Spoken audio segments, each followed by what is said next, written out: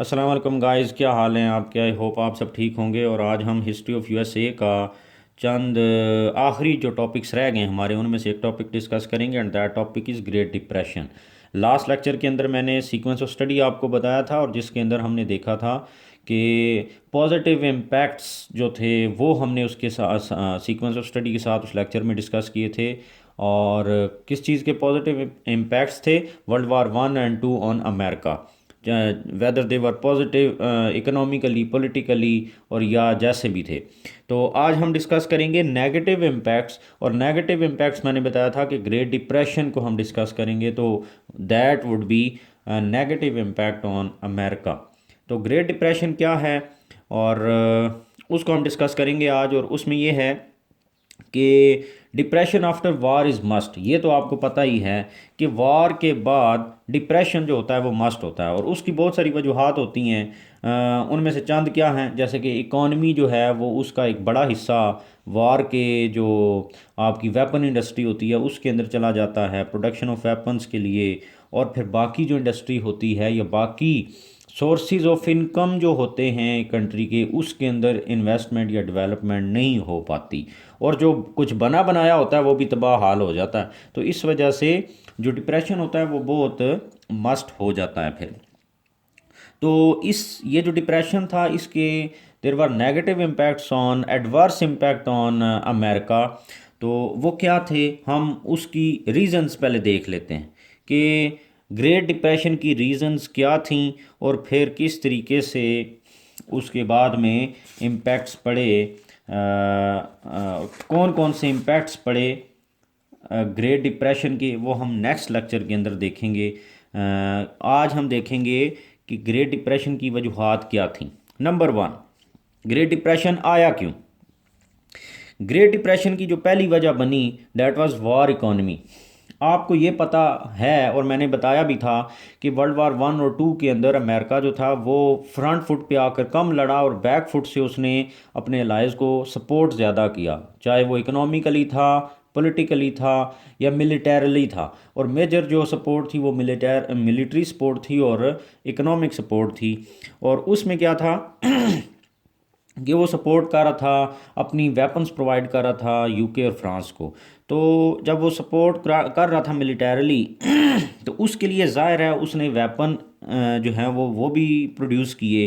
तो जो मेजर हिस्सा था उसकी एक्सपोर्ट्स का वो उसने इन्वेस्ट कर दिया अपनी किसके अंदर, जो उसकी डिफेंस इंडस्ट्री थी। वार शुरू हो गई थी ना, क्योंकि तो वो डिफेंस इंडस्ट्री के अंदर उसने इन्वेस्ट किया और वहाँ से वेपन्स प्रोड्यूस किए और एज अ रिज़ल्ट वो वेपन्स फिर एक्सपोर्ट किए यूके और फ्रांस को, जिसकी वजह से मेजर जो हिस्सा था, देखिए ना, सारा का सारा पैसा जो यूके और फ्रांस का था उसका मेजर हिस्सा कहाँ पर आ रहा था? अमेरिका में। और वो पैसा किसी और इंडस्ट्री के अंदर नहीं लग रहा था, बल्कि उसका मेजर हिस्सा फिर दोबारा अमेरिका की जो वेपन इंडस्ट्री थी वहाँ पर स्टक हो रहा था। तो इस वजह से जो बाकी मुल्क की इंडस्ट्री थी या यूरोप की जो मेजर पावर्स थी उनकी इंडस्ट्री रुक चुकी थी, तबाह हो चुकी थी। और उसको ज़्यादा जो सारा का सारा पैसा वहाँ से निकाल कर लगा दिया गया किस में?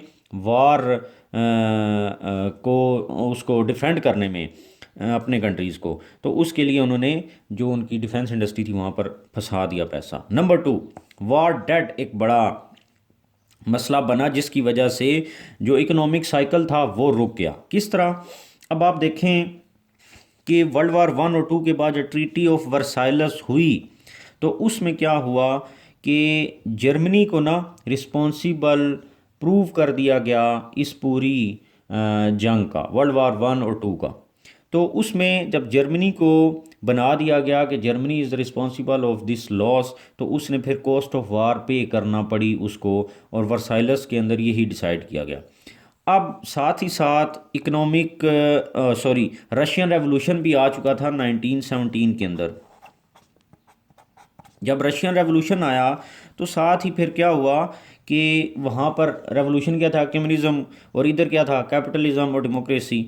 तो अब इन्होंने यूके और फ्रांस ने तो जब इसको रिस्पॉन्सिबल ठहराया और इसको कहा कि तुम कॉस्ट ऑफ वार जो है वो दोगे, तो यूएसए को ये फील हुआ कि अगर हम सारे के सारे जर्मनी को एक साइड पे लगा देंगे तो रशिया इसको अप्रोच कर लेगा और यहाँ पर कम्युनिस्ट रेवोल्यूशन आने का ज़्यादा चांस हो जाएगा। तो यूएसए ने ये डिसाइड किया कि जर्मनी को रशियन सॉरी क्या नाम है उसका, कैंप के अंदर जाने के बजाय रोकने के लिए उसने क्या किया कि यूएसए ने लोन्स प्रोवाइड किए जर्मनी को, क्योंकि जर्मनी के पास पैसा तो नहीं था कि वो कॉस्ट ऑफ वार पे करे यूके और फ्रांस को, उनका नुकसान पूरा करे। तो वो पैसा जो उसने देना था वो लोन्स की सूरत में यूएसए उसको देता रहा। अब क्या हुआ, यूके और फ्रांस वो पैसा यहाँ से लेके कुछ अपने मुल्क में लगाते रहे और कुछ वो पेमेंट करते रहे उस लोन की जो यूएसए ने ड्यूरिंग वार इनको दिया था। ठीक है, तो इस तरीके से एक साइकिल चला था कि यूके यूएसए जर्मनी को और जर्मनी वो रिटर्न कर रहा था किसको, यूके और फ्रांस को, और वहाँ से यूके और फ्रांस से होता हुआ दोबारा वो यूएसए में पहुँच रहा था पैसा। अब ये हुआ ये कि इकोनॉमिक डिसरप्शन आ गई, यूएसए के अंदर अपने हालात ख़राब हो गए, वहाँ पर डिप्रेशन आ गया और उसकी वजह यही बनी कि ज़्यादा पैसा जो था वो कहाँ पर लग गया, डिफेंस इंडस्ट्री के अंदर। जब वहाँ पर पैसा इन्वेस्ट हो गया सारा, तो यूएसए के पास पैसा नहीं रहा कि वो जर्मनी को दे। जब जर्मनी को यूएसए नहीं दे रहा था तो जर्मनी आगे यूके और फ्रांस को नहीं दे पाया, और यूके और फ्रांस के पास जब नहीं था तो वो यूएसए को नहीं दे पाया।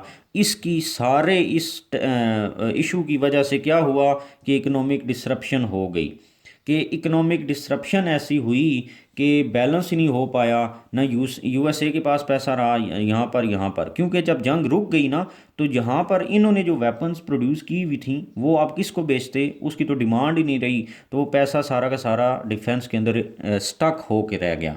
तो ये वजह बनी कि इकोनॉमिक डिसरप्शन भी आ गई और वार डेट बहुत बड़ा जनरेट हो गया यहाँ पर।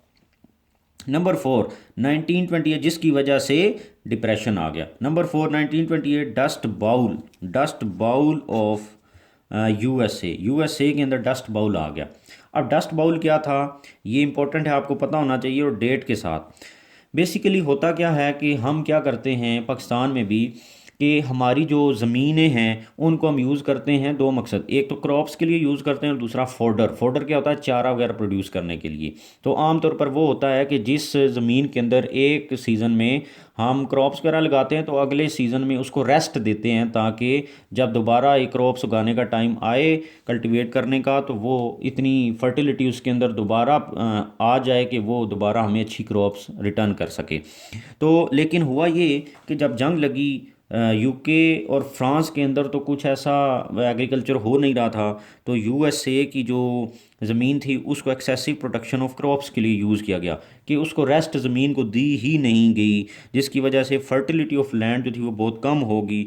और जब बार बार उससे क्रॉप्स उगाई गई और उसको फर्टाइल भी नहीं किया गया तो इससे हुआ ये कि इरानियन हो गई और बैरन लैंड जो है वो एज अ रिज़ल्ट उनको मिली, ज़मीन बिल्कुल जो है वो उसके अंदर फर्टिलिटी नहीं रही और वहाँ पर डस्ट बाउल आ गया। और ये स्टोरी है डस्ट बाउल की, जिसकी वजह से उसकी एग्रीकल्चर भी रुक गया और उसकी एक्सपोर्ट्स जो थी एग्रीकल्चर रिलेटेड वो भी रुक गई, और उस कंट्री के अंदर जो है वहाँ पर भी फूड सिक्योरिटी पैदा हो गई।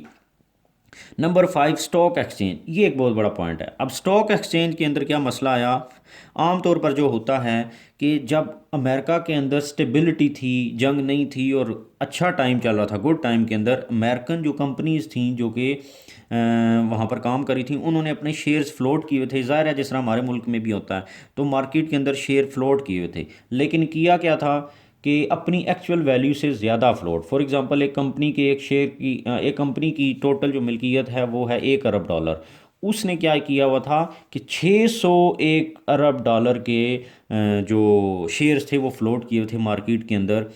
तो हुआ ये कि जब जंग ख़त्म हो गई और स्पेकुलेशंस पैदा हो गई कि जो है वो डिसरप्शन, इकोनॉमिक डिसरप्शन आ गया, तो उससे हुआ ये कि लोगों की जो सोच थी वो ये थी कि हमने जो शेयर्स ख़रीदे हुए हैं ऐसा ना हो कंपनीज जो हैं वो बैंकरप्ट हो जाएं, तो हम अपने शेयर जो ख़रीदे हुए हैं वो बेच दें तो अपना पैसा रिटर्न बैक कर लें। तो एक ब्लैक ट्यूसडे आया जिसमें 13 मिलियन शेयर्स लोगों ने सोल्ड आउट कर दिए। लेकिन इशू क्या हुआ कि एक कंपनी जिसका ओरिजिनल वैल्यू है उसकी टोटल $1 बिलियन, उसने सेल आउट किए हुए हैं ये $1 बिलियन, $601 बिलियन के बराबर। ठीक है, 601। अब उसके पास पैसा ही नहीं है कि वो रिटर्न बैक करे, क्योंकि उसकी ओरिजिनल वैल्यू तो $1 बिलियन थी, उसने $600 अरब एक्स्ट्रा लोगों से लिया हुआ है, जिसकी वजह से कंपनीज बैंकरप्ट हो गई। और जो अमेरिका की जो थी स्टॉक एक्सचेंज वो बंद हो गई 1 हफ्ते के लिए। तो देखें दुनिया की जो पावर थी उसकी स्टॉक एक्सचेंज अगर बंद हो गई तो फिर कितना बड़ा डिप्रेशन था वो पूरे यूरोप और पूरी दुनिया के लिए। तो ये कुछ वजूहात थी जिनकी वजह से ग्रेट डिप्रेशन आया, और ग्रेट डिप्रेशन ने स्टॉक एक्सचेंज बंद करा दी, लोग अनएम्प्लॉय हो गए, स्टॉक एक्सचेंज की बैठने की वजह से बैंक्स जो थे वो बंद हो गए, जो इन्वेस्टमेंट थी वो बंद होगी। तो ये सारी के सारी मसाइल पैदा हो गए। अब अगले लेक्चर के अंदर हम देखेंगे कि ये जो रीज़न, ये तो हमने आज जो पढ़ी ना, ये रीजंस थी ग्रेट डिप्रेशन की, कि ग्रेट डिप्रेशन बेसिकली आया क्यों। अब जब वो आ गया तो उसके इम्पैक्ट्स क्या पड़े, हम वो नेक्स्ट लेक्चर के अंदर इंशाल्लाह डिस्कस करेंगे। आई होप आपको समझ आ गई होगी, और अगर समझ आ रही है तो मेरे चैनल को भी सब्सक्राइब कर दें और शेयर भी कर दें। Thank you very much.